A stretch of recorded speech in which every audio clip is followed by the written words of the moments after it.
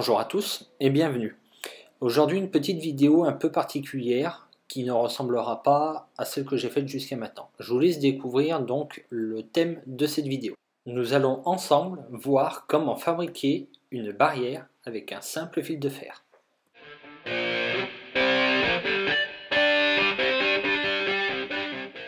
Il nous faut une planche en bois, une pince coupante, une pince plate, une pince à dénuder et une pince à bec fin et du fil de téléphone, mais également un marteau, des petits clous, une règle et un crayon à papier.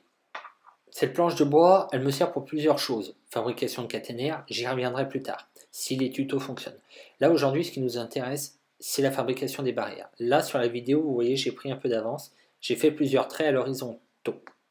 Et là, je suis en train de tracer des traits à distance égale de 1,5 cm, ce qui représente la distance entre chaque pied de barrière. Donc 1,5 cm entre chaque pied. Vous faites ça jusqu'au bout de la longueur que vous voulez avoir sur votre barrière. Ensuite, vous prenez les petites pointes, vous prenez le marteau, vous allez mettre la première pointe à un intervalle de 1,2 cm par rapport au bord de votre planche. Vous le maintenez avec une pince plate à bec pour éviter de se faire mal au doigt.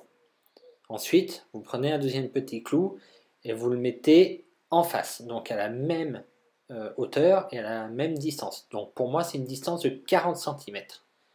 Ensuite, on va en prendre un troisième et ce troisième, on va venir le mettre dessus.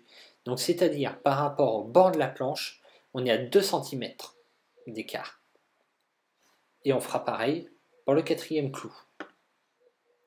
Une fois le quatrième clou planté, vous pouvez passer à dénuder votre câble. Dans mon cas, sur la vidéo, moi c'est un câble destiné à du RJ45, donc prise internet. Donc j'ai une gaine protectrice, la gaine grise qu'on voit, mais j'ai également un ruban en aluminium à l'intérieur. Donc je vais utiliser un cutter pour faire une amorce de coupe, pour ensuite avoir accès à tous les fils qu'il y a à l'intérieur. Chaque fil a sa propre gaine protectrice. Donc chaque fil va être dénudé un par un. Au total, j'en ai 8 à faire. Les 8 me serviront pour soit les longueurs de barrière ou tout simplement pour faire les pieds. Les pieds, ils seront en 5/10 également. C'est assez fragile quand vous allez les planter, notamment dans du plâtre. Si vous voulez les planter dans du plâtre, vous faites un pré-trou, au moins comme ça il n'y aura pas de casse ou de risque de tordre le pied. Donc là on voit que je fais mon amorce au cutter pour justement accéder à tous mes fils à l'intérieur. Et on voit justement bien ce ruban en aluminium qui protège l'ensemble des fils. Donc là je suis en train d'enlever le ruban en aluminium et j'obtiens mes 8 fils. Bon, il y a un fil que je ne me servirai pas, c'est le fil dit armé, le fil de protection de masse dans le câble RJ45. Donc vous choisissez une nappe, peu importe la couleur, on s'en fout, et on dénude fil après fil. Donc là je suis en train de décortiquer la nappe pour en avoir qu'un. Une fois que vous avez fait une amorce, vous tirez tout simplement dessus et vous maintenez avec l'autre main et vous obtenez, voilà, ceci, un petit Scooby-Doo qu'il suffit de détendre, ça se fait tout seul. Et après, vous tendez et vous lissez entre vos deux doigts. Et ça redevient plus ou moins droit. Et là, on attaque avec la pince plate. Alors, je suis désolé, j'ai mal cadré. Premier tuto, donc premières erreurs. Avec ma pince plate qui me permet de tenir mon fil, je prends ma pince à dénuder et je commence à dénuder. Alors après, attention à une chose, comme je vous l'ai déjà dit 2 fois, on est sur un fil qui est fin. Donc si on mord trop fort le fil en voulant dénuder, il y a un risque que ce fil soit fragilisé. Donc s'il est fragilisé, il va casser. C'est pas grave, on coupe toujours plus que ce que l'on a besoin. Là justement, ce qui est le cas, vous voyez, je vous montre, le fil a cassé, donc je reprends la partie cassée, je reprends mon dénudeur et j'y vais doucement pour justement minimiser une deuxième perte. Une fois que j'ai minimisé ma perte, je reprends le deuxième morceau qui avait cassé, je dénude, ça me fait mes départs, ça me fait mes pieds. Une fois que ça c'est fait, je les mets de côté et je vais pouvoir attaquer à mettre mon fil entre les clous. Donc le fil, je fais tout simplement une boucle à chaque extrémité pour justement le bloquer, mais pas dans n'importe quel sens. Je fais passer le fil à l'intérieur des deux clous et non pas à l'extérieur. Sinon on va avoir une barrière beaucoup plus haute que prévu. Et je fais la même chose pour la partie basse. Je fais passer le fil à l'intérieur des deux clous ou en bas. Là, dans mon cas, je l'ai fait en bas, c'est une question de hauteur que je voulais. Là, on commence à étamer la panne de fer à souder et à poser une petite pointe de soudure tous les 1,5 cm. Rappelez-vous, au début de la vidéo, je vous ai dit, je suis en train de faire des marquages tous les 1,5 cm. Ces 1,5 cm, ces marquages du moins de 1,5 cm, vont servir justement à repérer les intersections à lesquelles on va vouloir mettre un pied ou tout simplement une séparation. Donc là, c'est ce que je fais sur cette partie-là. Une fois que toutes les pointes de soudure ont déjà été mises en place sur nos deux fils, on va commencer à mettre les petites brisures de fil qu'on a pu avoir au moment de la partie de dénudage, si je puis dire, qui ont cassé. On les réutilise et ça va nous faire nos pieds.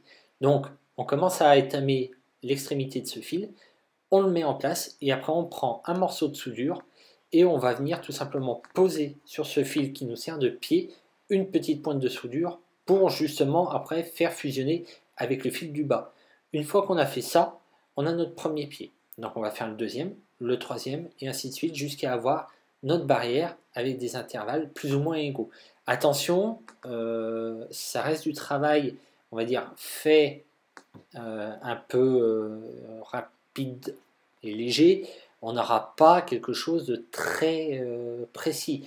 Donc moi ça ne me choque pas, au contraire justement ça montre le côté un peu artisanal, maison, et je trouve au contraire que pour des barrières, ça peut très bien le faire. Après, si vous voulez avoir quelque chose de vraiment rigoureux et de linéaire, on va dire au niveau des écarts, tout ça, il vous faut un support métallique. Et c'est ce support métallique qui va vous permettre de toujours avoir le même écart, mais non seulement avoir une rigidité.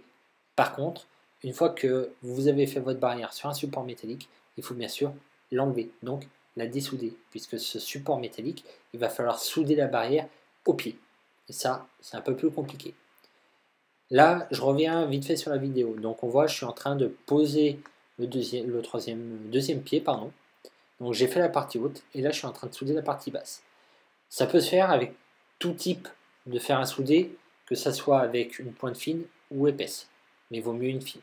C'est plus facile et on dépose moins de soudure. Bon, j'accélère un peu la vidéo pour éviter de vous embêter trop longtemps et de vous ennuyer. Donc là, on voit bien, j'ai étamé le bout de mon fil et je le pose. Et après, je viens souder le deuxième fil qui me sert de partie basse de ma barrière. Et ainsi de suite jusqu'à arriver à former ma barrière. Une fois que nos pieds sont soudés, bien sûr, on ne va pas les laisser de la longueur du fil, on va venir les couper. On a fait au départ de cette vidéo plusieurs tracés. Un tracé à 2 cm par rapport au bord de cette planche. Ensuite, on en fait un 8 mm plus bas que ces 2 cm. Donc, les 8 mm, c'est l'écart qu'on doit avoir entre les deux fils. Et après, on va faire un troisième tracé à 1 cm 2. 1 cm 2, c'est la hauteur totale qu'on doit avoir du pied. Donc, notre barrière ne doit pas être plus haute. Là, c'est une barrière qui va servir pour un pont, pour un champ, pour tout type de barrière qu'on peut trouver partout. Donc 1 cm 2, c'est vraiment la hauteur maximum qu'on peut avoir, enfin, que moi je vous suggère. Après, si vous voulez en faire plus haute, vous pouvez. En prenant son temps, on arrive à avoir une barrière qui est quand même jolie, comme je vous avais dit, avec des intervalles irréguliers, mais ça reste de l'artisanal. J'espère que cette première vidéo particulière vous a plu. Si vous aimez, vous likez, vous partagez.